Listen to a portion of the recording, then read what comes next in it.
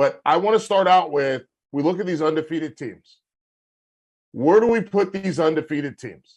We're going to do a little exercise here, and we can talk through it. We can go one by one. Like, let's go. Like, where do we put these undefeated teams?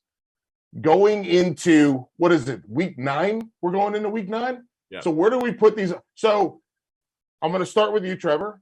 Yep. Number one. Who do you think is the number 1 undefeated team? So this is debatable. So I'm obviously it's debatable. I'm going to go with who I think is the team that is currently playing the best football in the country. Okay. This is right. I don't think that this is the team that's going to win it all. They're just playing the best football in the country right now. Oh, hang on. Time out. Can we guess now? Now that he said that, Jake, can we guess? Yeah. Yes. Are you going to say TCU? No. Okay. I think not that much of a Big 12 homer. I think you're going to say Tennessee. I am. But I'm gonna disagree with you about what you're saying, though. Okay. And okay, so I have to add another element to it. Playing the best football. Okay, you could argue that. Playing maybe having the most exciting season, a lot of stuff going around Knoxville. Everybody wants to tune in because it's kind of the Cinderella story. You are a big logo, but it's still fun to follow. So maybe they're the most fun to follow, and I think they do have a shot. I mean, I'm not counting them out. If they play well against Kentucky and they play well against Georgia, then man, there's a real good shot that they could make a run at it. Now, I don't believe that's true. So I'm making this answer way too long to start off here, Felder. I'm going to say that Ohio State is my favorite team to win it all and is the best team in the country. You got to put one team at one. One team at one. Ohio State. Okay. And you know what? And I'll be really short here so we can give Jake more time because I also go Ohio State. Well, I think that, Trev, it's like, hey, who's playing the best football? I would say Ohio State probably has the strongest case to say we're playing the best team football. I will go with Tennessee because I think they have the more impressive wins at this point in the season. And I have to wait. You have to beat the best to be the best. And Tennessee's done that. I mean, Ohio State's got the better defense, comparable offenses, pick your poison. But I would just say at this point, Tennessee, you have to have them at number 1 because of who they've beat at this point in the season.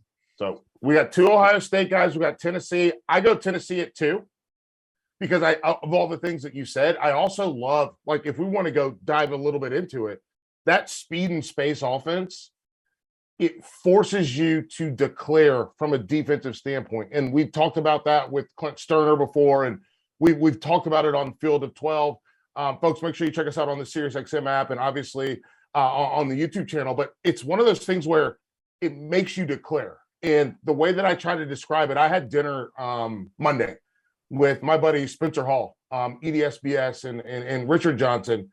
And I was showing them, I was using beer bottles at the wing spot that we were at. And I was showing them where if there's a corner, if you're in dime, right? You're in dime with Tennessee, and they got guys outside the numbers. Corner, money, and then at least one high safety, 5 guys are gone. They're gone. They don't belong to you anymore. And then if you move your running back wide, whether it's an angle route, a circle, whatever it is, that linebacker's got to go with him. And then you have Hendon Hooker. Hooker can run. So you got a spy. So all you have are 4 guys that can run, 4 guys that are rushing the passer. And then you've got somebody that's got to try to spy him. And I just love that about them. Speed and space works. Trevor, you got Tennessee at number 2 as well, right? So just give me I don't. No, woo! I don't. And here's why. Here's why. Again, it's how you answer it. I think it's foolish to not put Georgia at number 2. Okay. Because they are the unblemished defending national champion that's playing in a really stiff side of a conference. Now, I get it. They haven't played Tennessee yet. But are they beatable? Yes.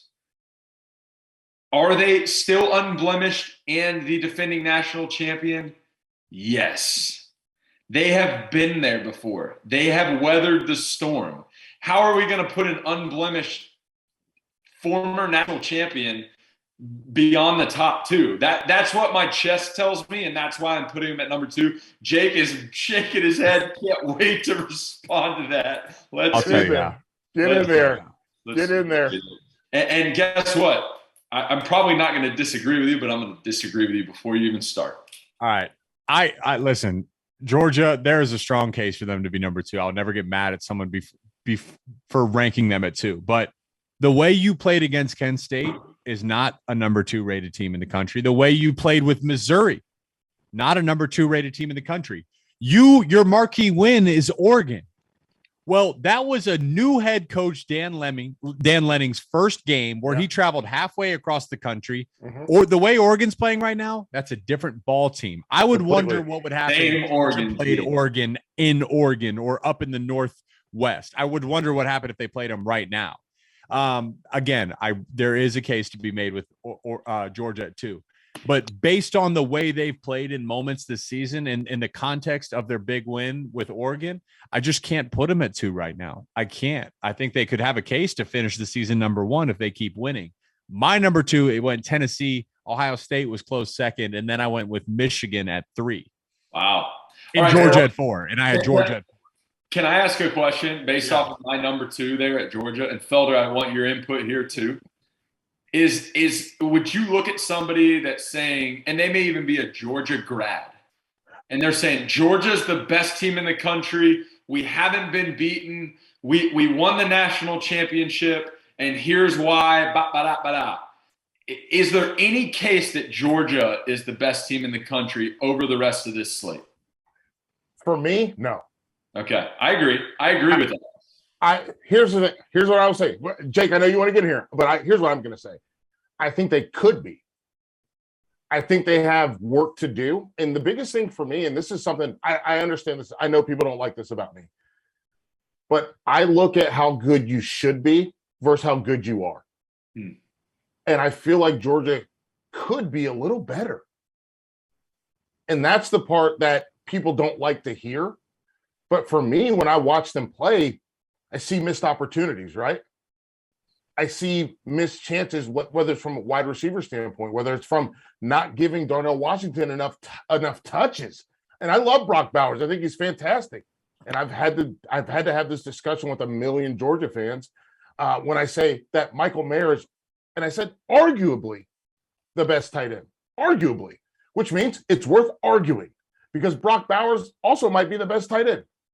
But I'm willing to argue either one of those guys is the best tight end, arguably. So understand what words mean. But the point that the point here is they show stretches where they expand the offense, where they push the offense, where they go a little vertical, where they challenge you.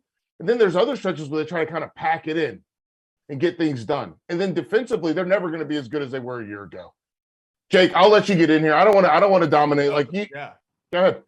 Well, all I would say, I just think it depends on how you ask the question. Like, who is the number 1 team is different than who deserves to be the number 1 team based on what they've done this point. Like, all right, who's going to finish the year the number 1? Or who's going to finish the year as number 1? Those are all completely different questions, and I don't know the right approach. I would say at this point in the season, you just go off the body of work. Because that's all you have. Like, hey, what have you done at this point? That's how we'll rate it.